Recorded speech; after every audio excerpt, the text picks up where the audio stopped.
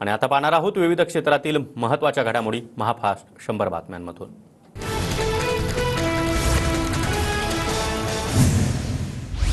देवेंद्र फडणवीस आणि मुख्यमंत्री एकनाथ शिंदे यांच्यामध्ये तासाभरापासून बैठक। बंडखोरांबाबत चर्चा होण्याची शक्यता। उमेदवारी अर्ज मागे घेण्याचा उद्या शेवटचा दिवस। मनोज जरांगे आज संध्याकाळी 5 वाजता उमेदवार आणि मतदारसंघ घोषित करणार। सर्व उमेदवारांना अंतरवली सराटीमध्ये येण्याचं जरांगे यांचं आवाहन।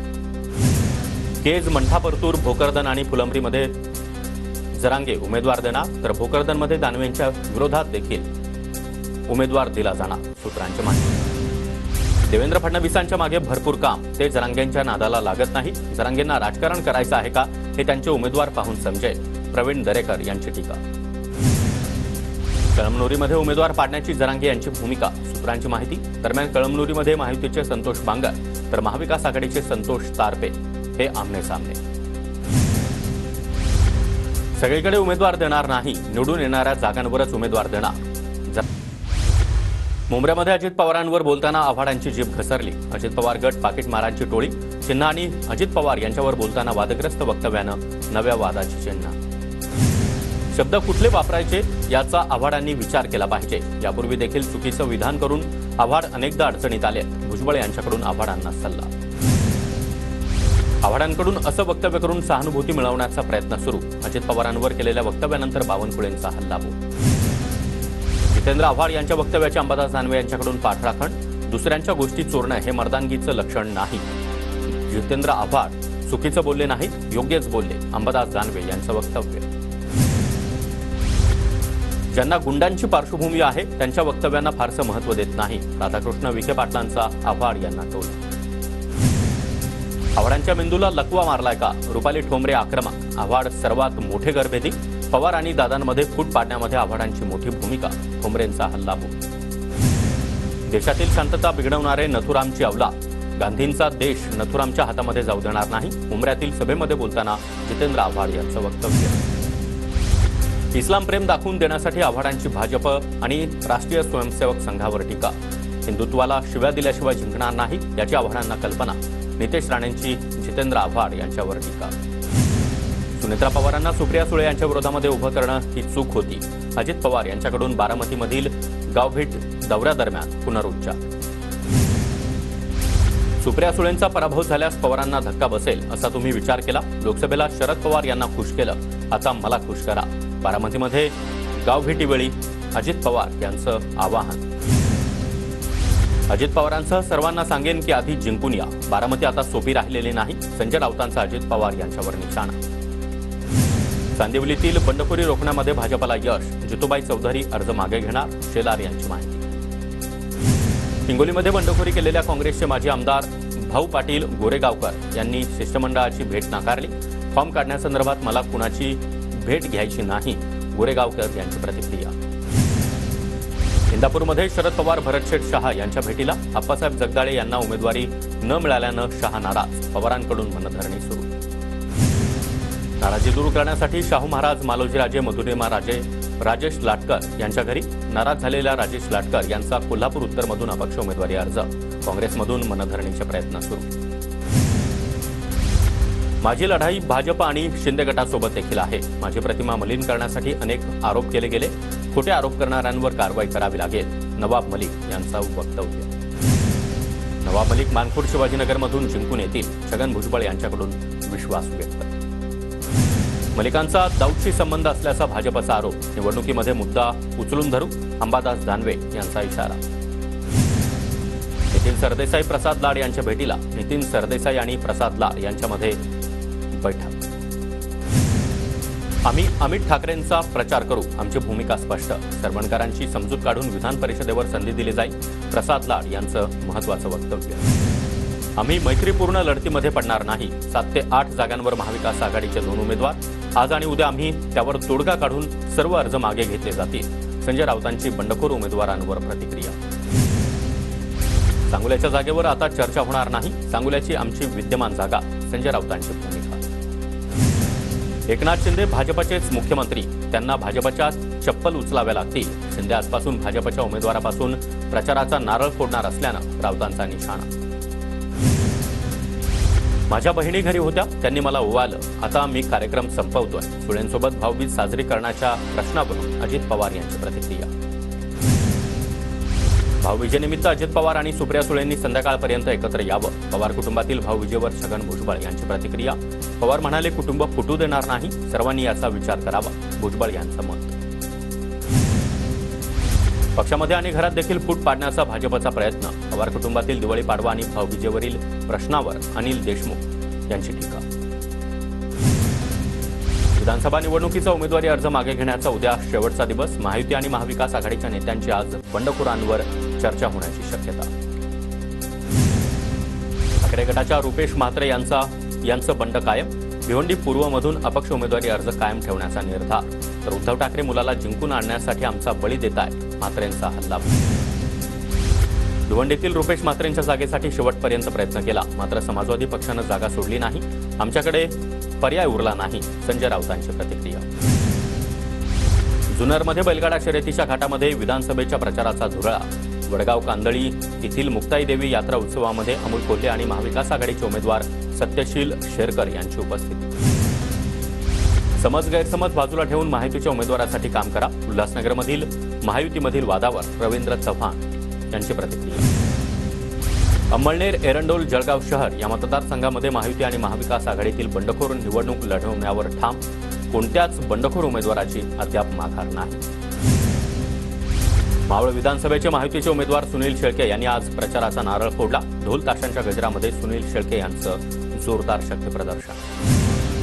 भाजप बंडखोर उमेदवार शिवाजी डोंगरेंना गोसावी समाज, मुस्लिम समाज, व्यापारी संघटनांचा पाठिंबा. भाजपकडून सुधीर गाडगीळ यांना उमेदवारी. मंत्री हसन मुश्रीफ यांनी अंतरवली सराटीमध्ये मनोज जरांगे यांची भेट घेतली. मी पाठिंबा मागितला, संध्याकाळपर्यंत निर्णय कळेल. मुश्रीफ यांच्याकडून भेटीचं कारण स्पष्ट. धाराशिव मतदारसंघामध्ये जरांगेंच्या नेतृत्वात लढण्यासाठी 19 उमेदवारांची तयारी. इच्छुकांमध्ये एकमत ठरवा, जरांगे यांचं आवाहन. गृहमंत्र्यांनी सर्व फोर्स स्वतःच्या सुरक्षेसाठी लावली. जनतेची सुरक्षा मात्र वाऱ्यावर. स्वतःलाच सुरक्षा वाढवली. फडणवीसांना कुणापासून धोका आहे? संजय राऊत यांचा सवाल. संजय राऊतांना लोक हास्य विनोदासाठी ऐकतात. राऊत शोले चित्रपटातील असराणी. बावनकुळेंची राऊतांवर टीका.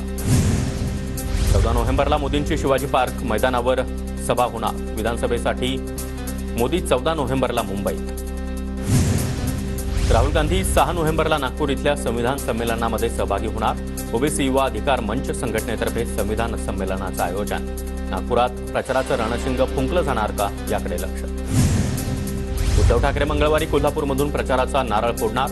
अंबाबाईचं दर्शन घेऊन दुपारी राधानगरी विधानसभा मतदारसंघातील उमेदवार के.पी. पाटील यांच्यासाठी उद्धव ठाकरे यांची प्रचार सभा. विधानसभेच्या तोंडावर नागपूर जिल्ह्यामध्ये ठाकरे गटाला धक्का.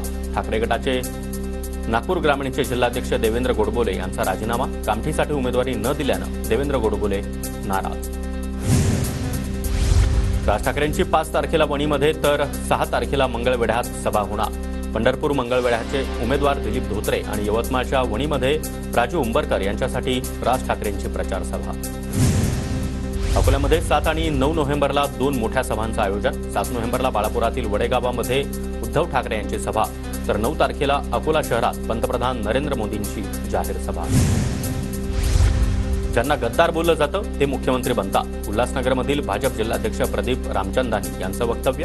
तर माफी मागा, अन्यथा भाजपचं काम करणार नाही, शिंदे गट आक्रमक. ययाती नाईक पुसदमधून उमेदवारी अर्ज मागे घेणार. नाईक कुटुंबातील फूट टळल्यानं इंद्रनील नाईकांना मोठा दिलासा.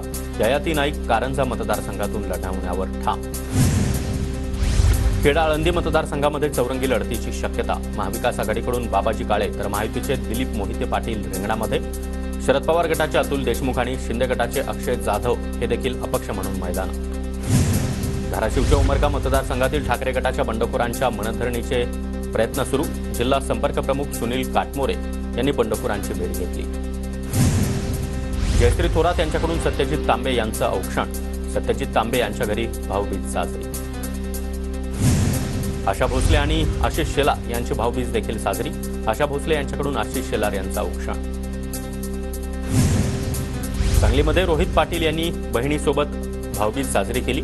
प्रचारातून वेळ काढत भाऊबीज साजरी. दरम्यान बहीण स्मिता पाटील थोरात रोहित पाटलांचा 15वा 15 दिवस प्रचार करण्याची उभारणी. छत्रपती संभाजीनगरमध्ये अंबादास दानवे यांच्या घरी देखील भाऊबीज साजरा. अंबादास दानवे यांच्याकडून नागरिकांना भाऊबीज निमित्त शुभेच्छा. डॉक्टर भागवत कराड यांच्या घरी भाऊबीजेचा उत्सव साजरा. डॉक्टर उज्ज्वला दहिफळे आणि डॉक्टर दीपाताई गीते यांच्याकडून भागवत कराड यांचा औक्षण. बहिणींकडून जुन्या आठवणींना उजाळा. बीडचे खासदार बजरंग सोनवणे आणि अनिल देशमुख यांनी शरद पवारांची भेट घेतली. बारामतीमधील गोविंद बागेत ही भेट पार पडली. नवी मुंबईकरांचे प्रश्न मार्गी लावले नाही तर माझ्यावर गुन्हा दाखल करा. आगरी कोळी समाजाच्या प्रश्नावरून गजानन काळे यांचं नागरिकांना वचन. थेट बॉन्ड पेपरवर वचननामा मांडला. मागील 5 वर्षामध्ये मी अनेक महत्त्वाची कामं केली, त्यामुळे जनता माझ्या पाठीशी खंबीरपणे उभी. गोंदिया विधानसभेचे भाजपचे उमेदवार विनोद अग्रवाल यांचं वक्तव्य. उत्तर प्रदेशचे मुख्यमंत्री योगी आदित्यनाथ यांना धमकी देणाऱ्या महिलेची ओळख पटली. अदखलपात्र गुन्हा दाखल असल्यानं ताब्यात घेतलं नसल्याची पोलीस सूत्रांची माहिती. महिलेला पोलिसांची नोटीस. विधानसभा निवडणूक झाल्यानंतर रेटेवाडी उपसा सिंचन योजनेचा प्रश्न सोडू असं शरद पवारांनी अभिवचन दिलं आहे. भविष्यकाळामध्ये करमाळा तालुक्यातील उत्तर भाग ओलिताखाली येणार. माजी आमदार नारायण पाटील यांचं वक्तव्य. वाशिमच्या मालेगाव तालुक्यातील ढवा इथल्या पारधी वस्तीवर भावना गवळींनी दिवाळी साजरी केली.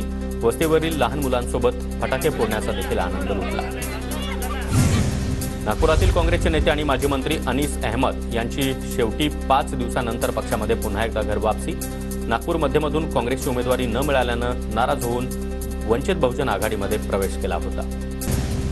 वाशिम जिल्ह्यामध्ये निवडणुकीच्या पार्श्वभूमीवर कडक सुरक्षा. पोलीस दलाकडून कारवाया सुरू. रत्नागिरी जिल्ह्यामध्ये आज मध्यरात्रीपासून 17 नोव्हेंबरपर्यंत मनाई आदेश. विधानसभा निवडणुकीच्या पार्श्वभूमीवर अप्पर जिल्हाधिकाऱ्यांचे आदेश. दिवाळीच्या सुट्टीनिमित्त शिर्डीमध्ये साई दर्शनासाठी भाविकांची मांदियाळी. साई मंदिराला आकर्षक फुलांची सजावट.